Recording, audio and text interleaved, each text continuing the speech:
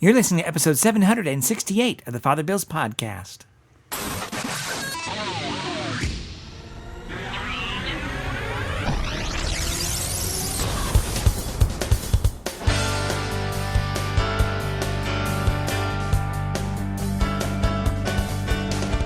Welcome back. This week's episode is entitled, Without Spot or Blemish Before Him, at Peace, given on the second Sunday in Advent, 2020.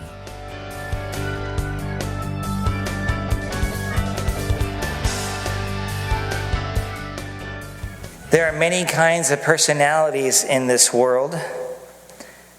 One type is illustrated in one of my favorite characters in the Peanuts cartoons, a Pigpen. Pigpen, yes. You know, he walks around, there's this dust of cloud everywhere he goes. And everywhere he goes, there's a mess and problems. And Pigpen hardly even notices it because that's just what he's used to. Yet this is not the same with the rest of the Peanuts characters. Even Charlie Brown, with his woe is me attitude, knew that that was not okay. This brings me then to this little text, a little section of St. Peter's reading here, where we heard this. Be eager to be found without spot or blemish before him, at peace. Be eager to be found without spot or blemish before him, at peace. I'm thinking about, was Pigpen without spot or blemish? Well, not physically. He was a dust cloud, right? Was he at peace? Well, he was rather troubled, but didn't fully understand what was going on. But does that mean that then God's love was not for him? No. It doesn't mean that we have to have our hair always perfect. We always have to be bathed. No acne, no disheveledness at all. No. But it also means that we're not to be ambivalent to the needs and the plight of others. Instead, St. Peter encourages us, believing that the end would come, that is the end of the world, would come in his lifetime or sometime soon thereafter, to prepare our souls, our innermost selves, such that when the Lord does return, he will find us ready and worthy of himself. He asks this, what sort of persons ought we to be when this happens? What would you like to be doing? Who would you like to be when the Lord comes? John the Baptist had his way. He was wearing a terribly uncomfortable shirt, and he ate locusts and wild honey. I'm good with the honey. Has anybody ever had a locust? I guess if you're really hungry, you might want to do that. I bet you it's a little crunchy. Bear Grylls is probably all over that one. But for each of us, then it will be different. This walk of faith will be different depending on you could say the messes that we've made in our lives through sin. We have to work our way and work with God's grace so that we can get those parts healed. So I have some questions that I was asking myself, because this is Advent. In Advent, we wear purple specifically because it is a penitential season. We think of Lent as a penitential season, and that's true as well, but we also consider Advent a penitential season. Why? Because we're preparing not just for the celebration of Christmas, Christ's first coming, but his coming again. So, how are we harming those around us by our careless attitudes towards others? How have we become selfish or narcissistic? How have our actions ruined things for others or put others in harm's way? Where are we prideful and or arrogant? When have we been drunk or high, dulling our senses and impairing our motor skills, to say the least?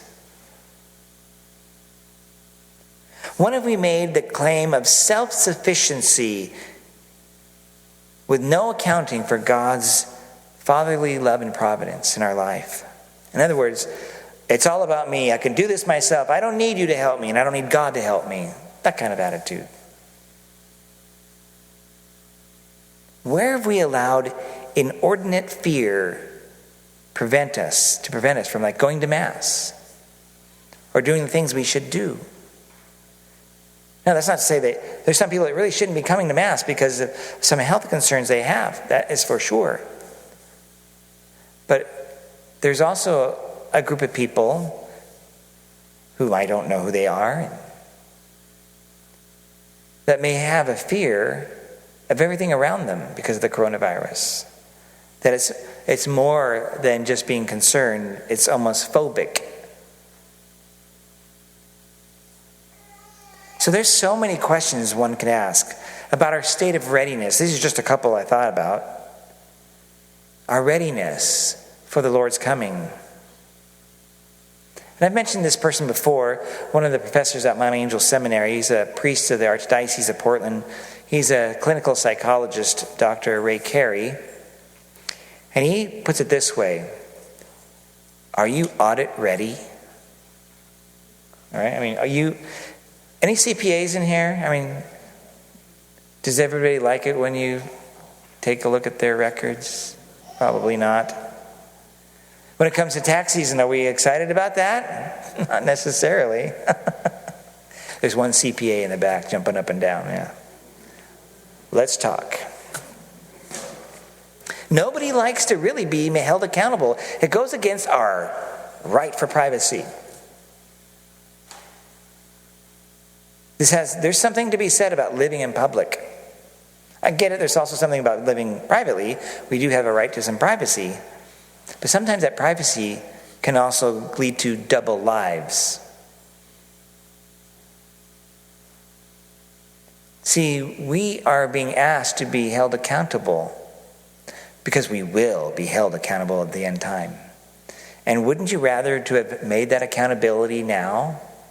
Like before tax season ends, wouldn't you have liked to have already filed your taxes as opposed to have the government come and say, hey, by the way, you know that tax thing that you should have done? So how do we do that as Catholics? How do we become audit ready? I just asked some questions. It was an active reflection of our conscience. With something like that, and we could use the Ten Commandments, we could use a lot of different resources to reflect and examine our conscience. With that reflection, we're being called to go and celebrate the sacrament of reconciliation, or as it's known as confession. But that's scary. Oh yes, I know. I go too. But I tell you this with my own experience. The more you go, the easier it gets. You may think it's going to be embarrassing and humiliating. Yes. I'm not going to stop that. It could be, very much so. In fact, that might be probably very medicinal. Think about, how does one become humble? Well, one of those ways is by being humiliated. Not that we want to publicly humiliate somebody. The confession is a very private moment. But just oneself recognizing, I did that. I said that. Or I didn't do this. Or I didn't say that. That's not the real me. I don't want to be doing that. So I want to encourage you. Jesus gave to his apostles on multiple accounts the authority to forgive sins. He himself did it himself, right? But the harder link is like, well, why do I have to go to a priest for confession? My response is the other way around. Why not, other than one's ego? Because it's pretty clear in the scriptures that Jesus gave that authority to his apostles, who then passed that on, traditioned it on in ordination to the priests and the bishops. For those of you who've gone, isn't it amazing when you walk out? It's not exciting going in. It might be terrifying going in. Because there could be that one dark sin that I have not confessed ever, even though I've gone many years or I've never gone before and that's holding me back, that God cannot forgive me for. Really?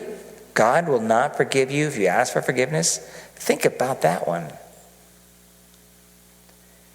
When people go to confession, it is my personal observation, even though I don't remember any of what they say, I remember them floating out, very joy-filled, relieved, more than satisfied. The word penance, by the way, comes from the word satisfaction.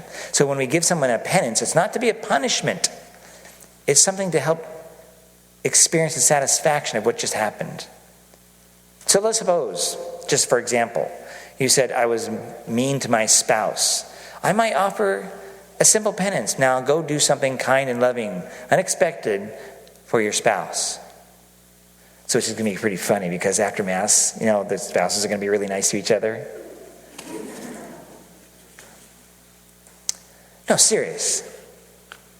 The penance is not to be something that is impossible or a penalty.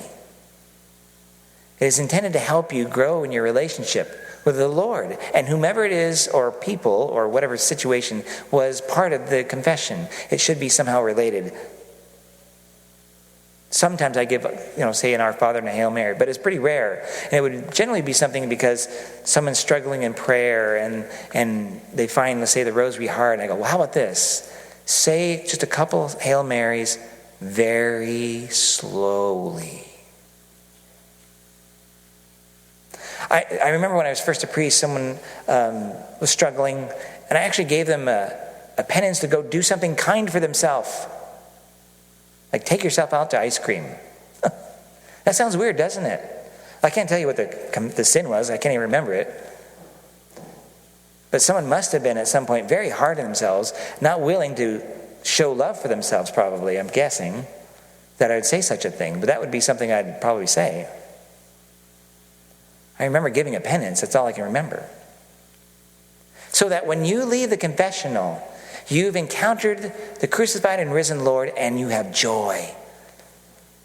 You weren't slammed, you weren't ridiculed, you weren't yelled at, you weren't mocked or belittled. You were given mercy. And maybe the priest is in a bad mood. That's very possible. Don't let him get in your way. Remember, the Lord is there.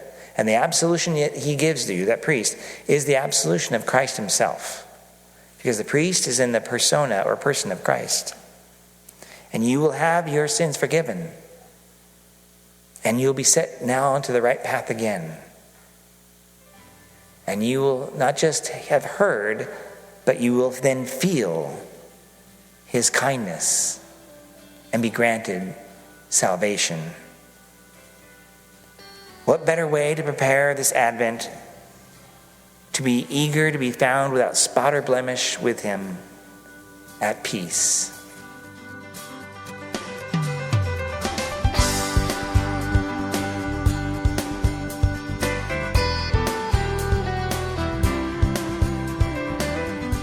Thank you again for listening to this episode of the Father Bill's podcast.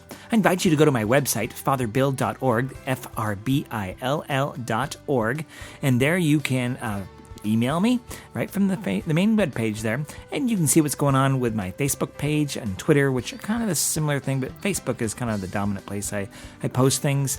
And also there's Instagram, which gets just a slight... let's say a little slight attention, not too much, because I don't like to post a lot of pictures. I'm busy with other things. Though I take a lot of pictures, I just don't post them all. Anyway, I will get back to you if you send me a message. I'll do my best to get right back to you about any questions or comments. In the meantime, may God bless you and stay safe. Bye-bye.